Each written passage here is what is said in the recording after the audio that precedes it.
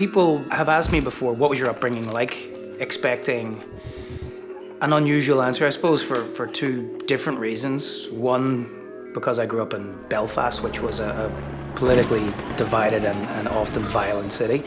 And also because we grew up with, my mother was basically bedridden, was ill my entire life, and died of MS when I was, I think it was like 19, 20, something like that.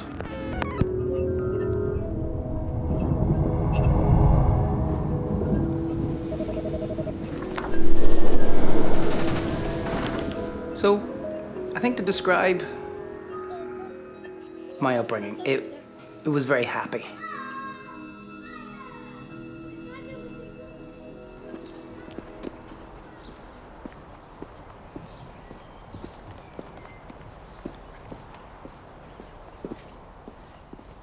The house in which I grew up in North Belfast was often nicknamed Grand Central, just because there was people coming in and out all the time.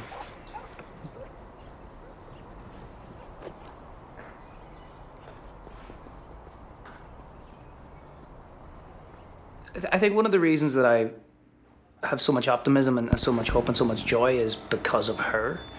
She had MS for as long as I remember. I have one memory of her walking, but I don't ever remember resentment or bitterness or anger.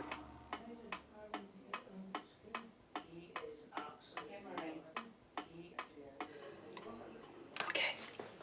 Well, this is with a word film and I would have put a bit of makeup on. Just realising, Grant, I'm going to be 40 in October. I don't know if you remember this, but you asked me if I felt any different turning 30 than I did when I was turning 20. Oh, yes. And I said, no, not really. And then do you remember what you said? What? You said, neither do you. And then you said you just slowed down and got better taste, which I always thought was brilliant. I tell people that all the time. I slowed down and... Got better taste. Do you still feel like the same person today than when you were... I know of these legs now. But in your head, you're the same person? Yes. Yeah, than when you were 20? Yeah, I know.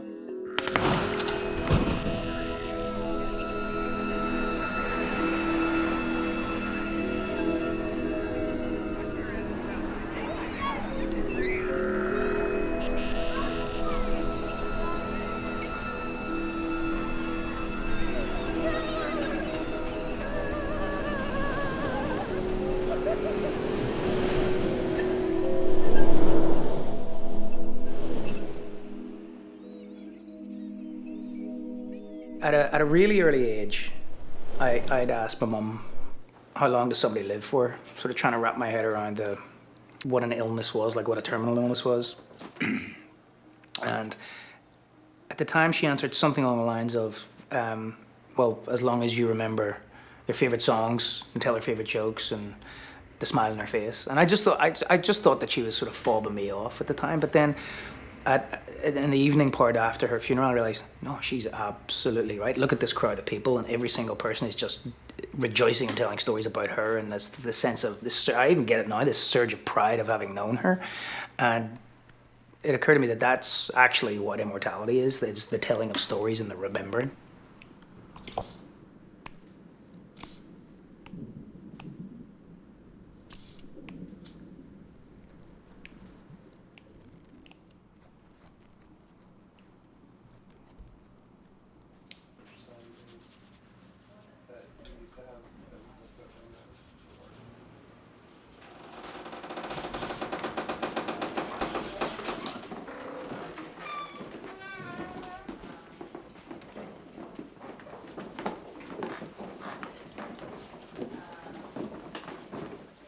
Everything changes.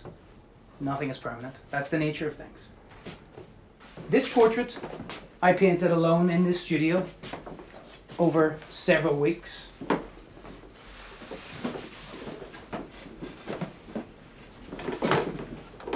There were no witnesses, no photographs exist, or ever will. The only people who have seen this are myself and the sitter, until now. You are the first, the last, and the only people who will ever see the entirety of this painting. Each sitter is linked by the experience of having witnessed death firsthand.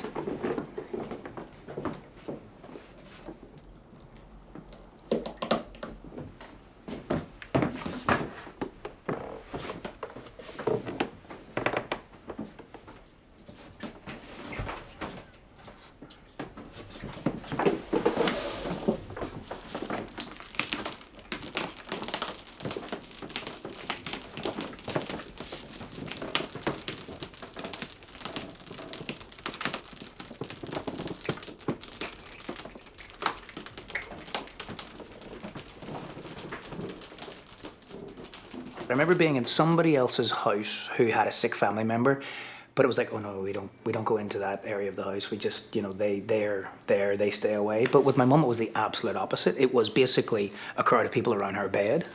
And so after she died, actually, I turned her room into my studio because I couldn't bear the thought of nobody going in there again. So almost immediately just changed it. And actually my first book was made in that room.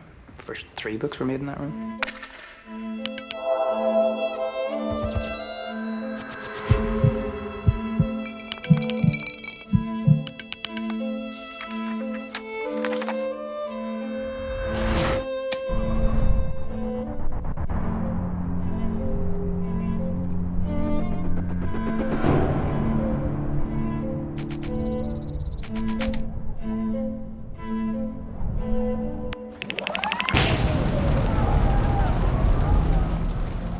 Belfast was 1980s and 1990s was pretty bad.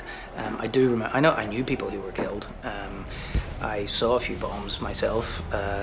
It just sort of became run of the mill where interruptions were almost predictable and you just worked around them.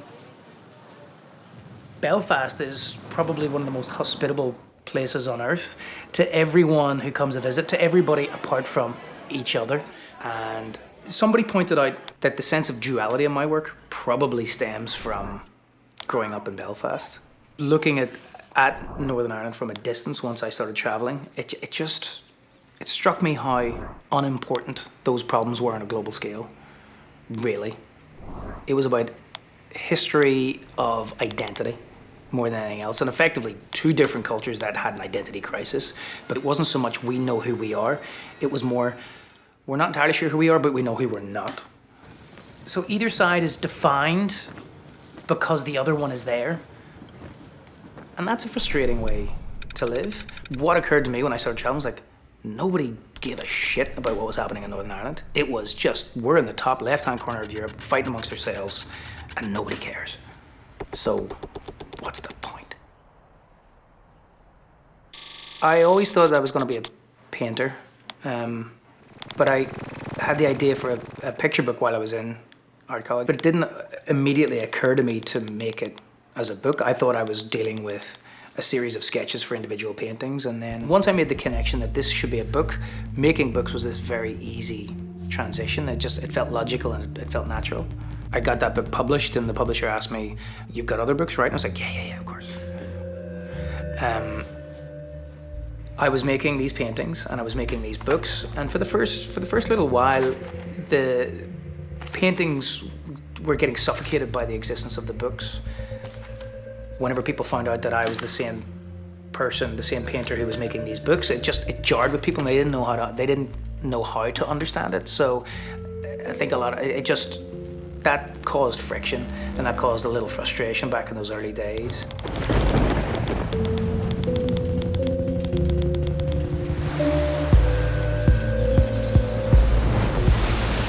The fine art is about asking questions and how we understand our world and our place in it. The picture books tend to be more about just the joy of telling stories. I think I'm fortunate enough to remember the feeling of my worldview of when I was a kid, like this sort of sense of things bigger than myself and full of hope, and I'm able to catch like the tail end of that and reel it back in, and ultimately that becomes the atmosphere of the world of my books. So they have to satisfy me today as an adult, but also I think subconsciously they have to satisfy the idea of me as a small boy. The new project that I'm working on, I suppose, really began the day that we took Harlan home from the hospital. And at that point, we were living in a little apartment over in Brooklyn Heights. And I came in and I probably said something along the lines of, well, here we are. This is where you live. This is your apartment. This is the kitchen. That's where we prepare the food. Food is what you eat. God, you really don't know anything, do you? And this, the dawning realization that everything that this little brain was going to process was going to begin now. Okay, you want to push the button? Yeah. Yep, that one. Not that one. Not that one. Not that one. That makes it go faster. This one, remember? Yeah, there you go. You like this song?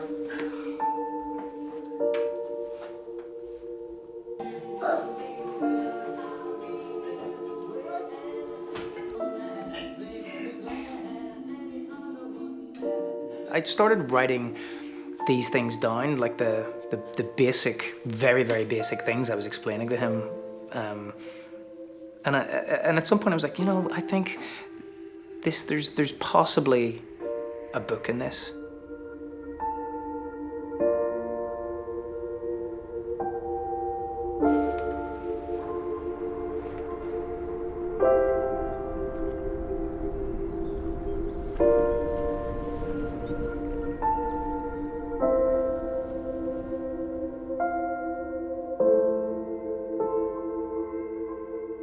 And as I was starting to make political posts on social media about this rise of xenophobia, this fear of the other, and essentially this ignorance, that things like that started to seep into the book too, but in an incredibly positive way, like sort of reminders of, you know, we're all here. This is the only place where all of the people live. It's not like we can go somewhere else. And all of these stories that people have told themselves through the years that separate started to come into like, okay, you don't know this yet. You haven't inherited these problems that you might later on in life. And if I can do anything about that, I would like to help you try and avoid that. So I always liked, what was it, Nelson Mandela said, it was like, you know, we all bleed the same color, and children are not born with hate. They need to learn how to hate. And I've always thought about that. It was like, yeah, basically, same thing in Northern Ireland. Like whenever there's riots going on in the streets, especially these days, it's all kids.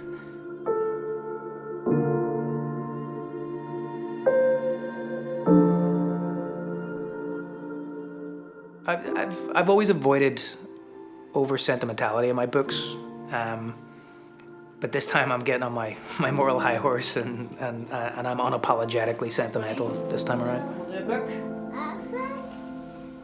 Having a son and realizing that if I'm not going to speak out against these things, then who will? Do you see my? I've thought about legacy before. It's funny. Legacy is a funny word. It's the idea of your work living after you, which is a very pleasant thought. But I would rather not sacrifice the time that I have on this planet for some sense of posthumous success. I mean, you know, what kind of is the point in that? I think that if my legacy, if I could raise a healthy man, if I could have a happy family, and if my work did help other people enjoy their time on this floating ball, that would be tremendous. But I think ultimately it's my legacy if I could leave behind a happy family and a happy group of friends.